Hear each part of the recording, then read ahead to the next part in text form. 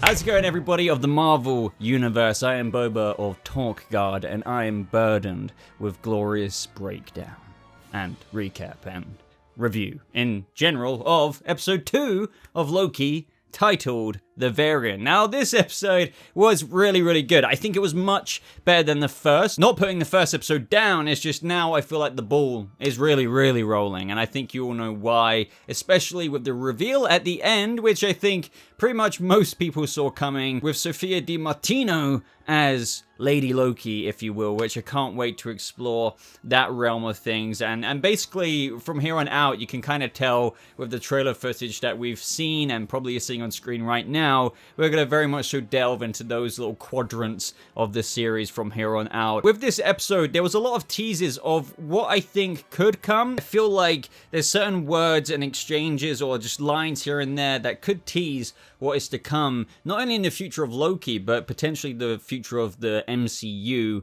going into the multiverse and here on out. What way is it actually going to be? What is going to happen with the Timekeepers? Are there even 3 Timekeepers? Is Kang the Conqueror even one of them? Will the TVA even be in existence by the end of all of this? Which is it's really wibbly wobbly timey wimey thing to consider. And yes, I know Doctor Who reference, but seriously, like, if I think too hard about certain things that they lay out here, I feel like it not only trips itself up occasionally, but it's also weird just with the whole premise of the TVA and then the future in the MCU going from here on out with Multiverse of Madness, No Way Home, and all of that good stuff. But enough rambling from me. Like this video if you're going to enjoy it as usual, guys. But let's talk about this episode. The episode picked up in Wisconsin 1985, and we have the Minutemen arrive, and as usual, maybe a lot of you guessed this, the variant was detected, and lo and behold, shite starts going down, to put it fairly simply. And I like the use of female Loki or Lady Loki's enchantment, which of course gets brought up right at the end of the episode again, but we'll save that moment from then. But this is when, I believe, was it C-20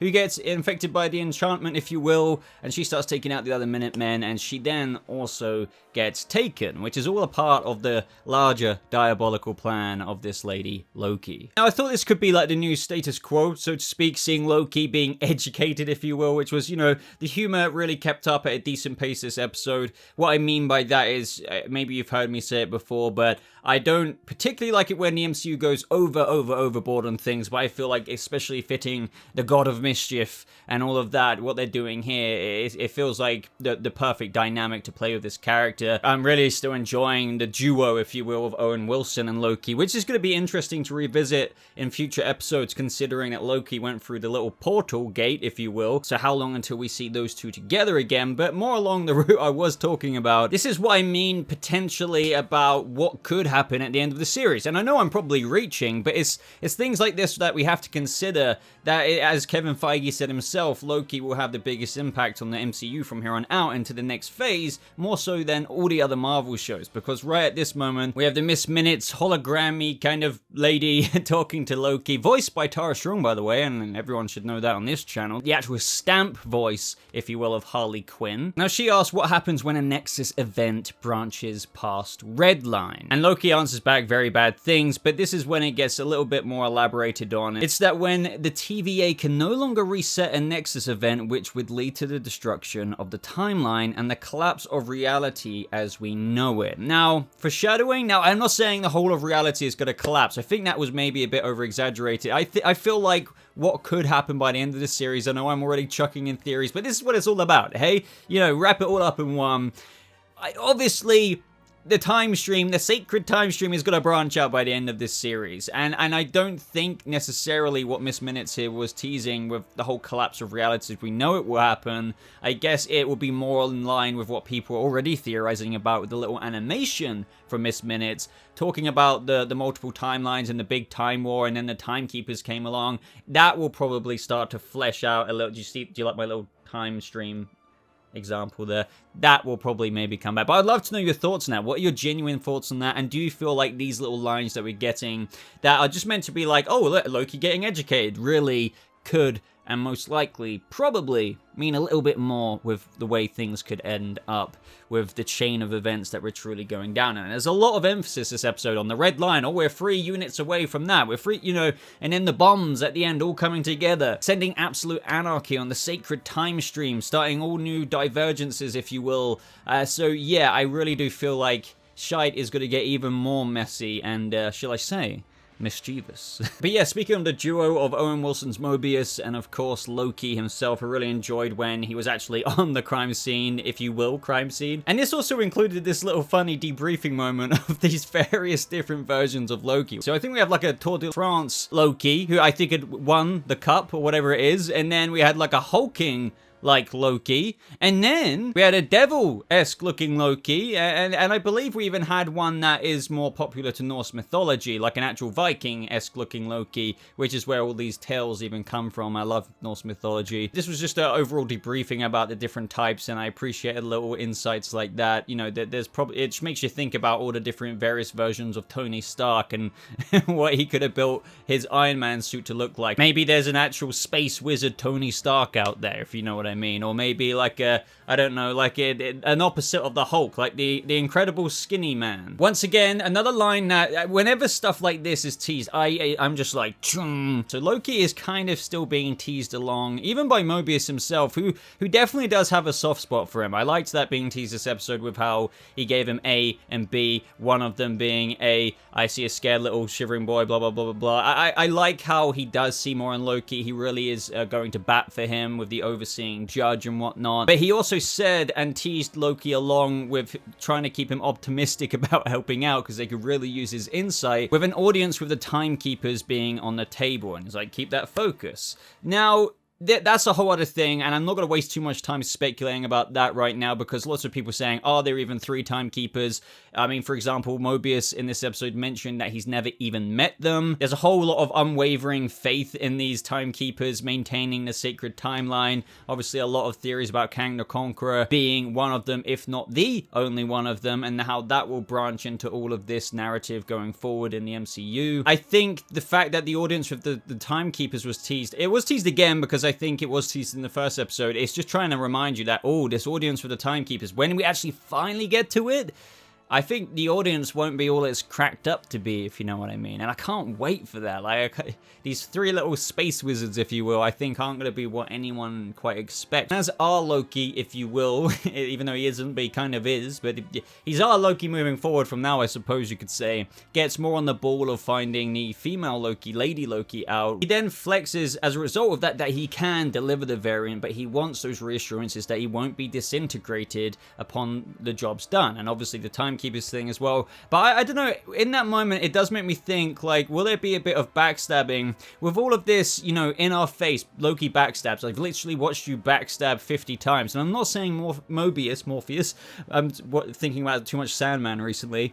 Mobius is saying that, and I'm not saying that he's a bad guy or anything, but how ironic would it be if Loki does all of this, he helps out, and he actually returns to the TVA maybe, like with however this is going to go in the next few episodes, and before the ultimate, big change that will ripple throughout the MCU from here on out, what if it's Mobius who kind of agrees to begin to delete him? And maybe that doesn't happen, maybe he gets away, but I feel like this whole backstabbing thing is also another thing that's being quite repeated and in our faces, and Loki's on about kind of trying to stay around somehow afterwards, and he's like, well, yeah, we'll talk about what if Mobius kind of backstabs him. That'd be quite tragic, especially with the, I don't know, the kind of, newfound bond between them, because I feel like Mobius is the one who already obviously knows a lot about Loki, just about everything there is to know, and I think Loki has accepted that. He doesn't have to put on this facade in front of Mobius. So, like, ramble over, but I'd love to know what you think of that. Do you think there's, like, a bit of foreshadowing irony coming there? Because if you ask me, I think the TVA don't give a flying crap about our Loki variant. Mobius clearly does, but I wouldn't be surprised if they put off a scene where Mobius initially agrees to it, but then doesn't let the TVA go through with it and helps him, I don't know, live a quiet life. But then that would cause so much ripple effects for everything that he stands against. So this is the thing as well, because I like how this episode got into this unwavering faith about the TVA, and that's something that keeps getting brought up in these first couple of episodes from Loki himself, is like, really? Just as I start to admire intelligence, you come out with something like this, you know, these 3 space lizards governing, and you have to admit, like, it is, obviously, they admit, even the overseeing judge talks about dictating the timeline, and it's all for the better interest, right? But yet again, there's obviously something more, I don't know if the sinister is the right word, but something awry behind the curtains of these timekeepers, and I'm dying to get to the bottom of that. Yet again, what is with Mobius's unwavering, I know he gave some reasons in how he said, I'm just lucky that the chaos I emerged into gave me all of this, my own glorious purpose, the TVA is my life, but I feel like there's almost this transparent character arc here where he's going to realize the TVA, as glorious as Loki kind of takes the piss out of it, is just going to be nothing but a facade for Mobius, and he's going to, I mean, it must be very life crippling. And surely the jet ski thing's going to come to fruition somehow. I don't know how. Maybe if the TVA goes down and Mobius is still out there, maybe he retires in the 90s somewhere on a jet ski. And I feel like there's a bit too much emphasis on that for it to be something that is just a fleeting line. And in general, the TVA is still really like breathing down Mobius's neck. For example, the overseeing judge, Ravonna Slayer, she's like, yeah, why do you trust him so much? And she's very much so sure that Loki will always be this scourge, and his part in the sacred timeline will always more or less be the same, which, you know, to be fair, as Mobius says, maybe he's tired of playing the same role, and I think that is what will happen with our Loki. It's gonna be as if Loki carried on from Infinity War and wasn't always that mischievous little brat or scamp as we've seen. Now, some of Loki's assignments, let's go over every single one of the mysterious Loki variants case files and just give the unique Loki perspective that he has. That kind of ends up as a little bit of a dead end because it's always like ambush of team, reset charge, repeat, repeat, repeat. And then Loki goes to the desk of where I swear that was like a little tribute to the Monsters Inc. lady. Those glasses were like, just, she was too much like that. Loki asked for all files pertaining to the creation of the TVA, all files pertaining to the beginning of time. Now, these are all classified, but what he did get files on is his own file. Like, so even though he saw a lot of context of the future in last episode with the hologram and whatnot, of seeing himself die and seeing Odin basically die in front of him and Thor, he didn't necessarily know things like Ragnarok still. I think he saw a little event of that, but it didn't necessarily mean total annihilation, and he saw the facts on paper that over 9,000 people, most of Asgard and its people, die, but, you know, obviously there are fleeting Asgardians out there still. And this led Mobius and Loki to the revelation that Lady Loki, she is hiding out in apocalypses, which is a really smart way of doing it. As I think I said in my first video, I don't want to think too much about the time logic here, because usually when you tackle time in shows and movies, it's flawed, even with their own logic, and often, even if they try and follow their own logic to the best of their own ability, they often contradict themselves at some point in it. So I don't know, maybe I'd be interested to hear if any of you actually can think of one of those, because I know some people live for the little nitpicks like that. But ultimately, what Loki is saying here, that he could go to any apocalypse before it happens, do whatever he wants, because it doesn't really matter. Like, the apocalypse is happening, so that said location and planet, or whatever apocalypse that affects such destruction and annihilation on said place, will... it'd still annihilate it. So you could still put a freaking cow in said street in Pompeii, like we saw, even though it wasn't a cow, it was goats and whatnot, and it's still going to get destroyed. So it wouldn't cause massive butterfly effects, because the annihilation would still be nigh. And I really like that Pompeii example. That was really funny. Another funny scene between Owen Wilson and Tom Hiddleston. And this obviously proved the point that there wasn't a Nexus event being created in this moment, thus solidifying the theory of where Lady Loki was hiding. Now, the next connecting dot to dot was Mobius realizing that the variant left that kablooey candy in France, where there was yet another ambush from the Lady Loki. Now, that candy was only sold on Earth from 2047 to 2051, so they cross-referenced that with apocalyptic events. This is quite interesting because they basically teased or explained to us some of the apocalyptic events that are happening in Earth's future, which I honestly feel like, I'm not a massive like activisty kind of environmentalist person, but like, I'm not stupid. I feel like shit like this is gonna happen. So he listed how there's a climate disaster of 2048,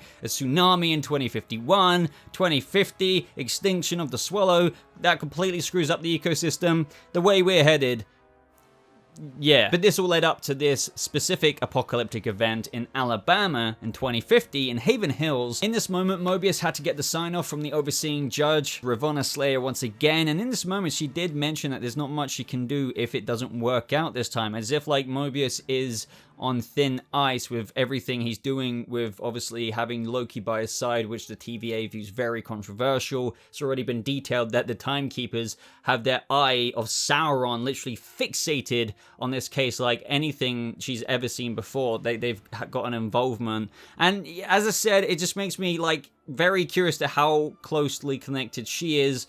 And it's already been teased that there's quite a few twists and turns with this character in particular. Ravonna, the overseeing judge, maybe she knows more than what she's letting on. Maybe it's kind of a facade she's keeping up. If any of you have seen Snowpiercer Season 1, I'm not going to give it away, but you know the facade that was being put on in that first season by the leading lady of the cabin crew, if you will. It could be something like that. Even though I think she is answering to someone, obviously, but I just, as I keep saying, don't think the Timekeepers are as apparent as they're being presented to be. And up next, we go to the Roxcart store and we see Earth, or should I say this part in Alabama, being taken over by that storm, and it looks rough. It turns out that Lady Loki is watching the CCTV holographic screens. She sets a timer for these charges to go off into all these different points of time later that we find out, but she knew all of this was coming as predicted by Loki earlier on in the tent. And it turns out that the guy shopping for plants in the middle of a storm was indeed Lady Loki. And I enjoyed this whole interaction of Loki kind of trying to suss out Loki, because no matter what, the kind of hubris of Loki, or even another version of Loki, even if one's better than the other, one's got more of a complex than the other, depending at what point of time they're in, they're still trying to suss each other out in who's better, who's a better Loki kind of way, and that was enjoyable to see. Even that moment when they both do that smile, it's very signature trademark of just Loki in general. One thing that fascinated me again is that C20 was repeating, even though she basically said she revealed where the Timekeepers are, which is fascinating. I thought in that moment they were going to deploy, or Lady Loki was going to deploy all the reset charges to the location, but that would be a bit too, like, she wants to see them for herself, I'm sure, so she could have done that, but maybe that would have led to nothing. Maybe it was meant to be this big distraction so she can get to the Timekeepers, because obviously sending all of those reset charges to multiple different points in time, which consisted of Lisbon 1492, Vormir 2301, Thorsten or Asgard in the year 2004, Ego even from Guardians of the Galaxy in 1342, like that would overrun them for a distraction for her to get her way to the Timekeepers, I guess. But back to C20 though, like, why was she saying it's real? It's real. So obviously the biggest takeaway is that she gave away the location of where the Timekeepers are, which is interesting, because you would have thought maybe only people like the overseeing judge would know, like Ravonna Slayer, not just Minutemen, but I guess, I don't know if that's going to be convenient for plot or not, but what's it's real about? Because if she knew where the Timekeepers were, then I guess she believed that they were real. So what is she talking about that is real? Maybe I'm reading too into this and reaching, but like I'm now just fixated on what was she thinking about that is real. I need to know. What is it? One thing I would like your guys' opinion on is, do you think it was a complete facade of Loki to Lady Loki when he was saying that he wanted to overthrow the Timekeepers? Because earlier on in the episode, Mobius basically sussed his plan and his face did drop like, oh crap, he did suss me out. And that was, yet again, to like hustle the Timekeepers. So in this moment, do you think he really was? And and we can't forget that this is still post-literal 2012 Avengers Loki. Yes, I know we saw those clips, but is that really pushed forward character development right up until the point of where he died by Thanos' hand? So it wasn't explicitly said. Like, so do you think it was a facade? I like to think that it was, but then again, like, he doesn't owe too much loyalty to Mobius and the TVA. I suppose he's a variant and they could just delete him and they gave him a chance to do something more, but yeah, that's just something that's boggling me a little bit. Do you think he did actually want to team up with Lady Loki and overthrow them? Another interesting thing, which is my favorite word to use, is when Lady Loki says that she doesn't even want to overthrow the TVA.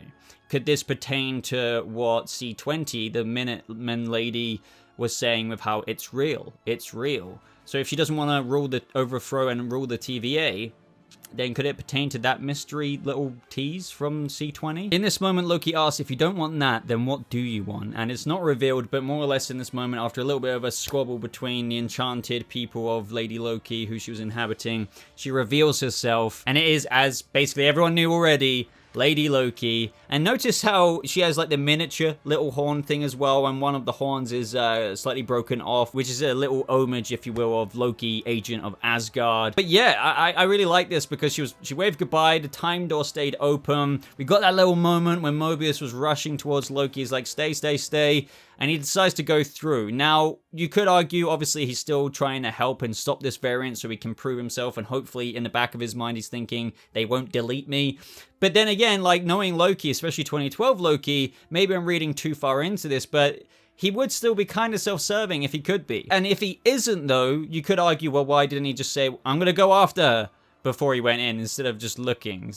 But that's probably a TV thing, if I'm being honest. After this, though, I am so excited to see where things go because I feel bad for Mobius because everyone thinks that Loki betrayed them anyway because obviously we had the other Minuteman lady who doesn't like Loki at all wake up and think that she just got ditched by him. Now Mobius saw him go through the time gate keep thing himself, and now it looks like he's escaped. So his ass might be on the line, as the overseeing judge, Ravonna Slayer, said, like, I won't be able to basically help you if this goes bad. It went bad, at least that's the way most people are going to look at it. What if maybe Loki tries to help out Mobius because he might be in trouble now? I doubt it. It's probably going to be a little bit of this introspective, I say introspective, conversation with Lady Loki and Loki because they're basically the same person. I can't wait for these two to talk. That's been teased in the trailer and the scenes that you're probably seeing on screen right now, and it's going to probably open up this larger grand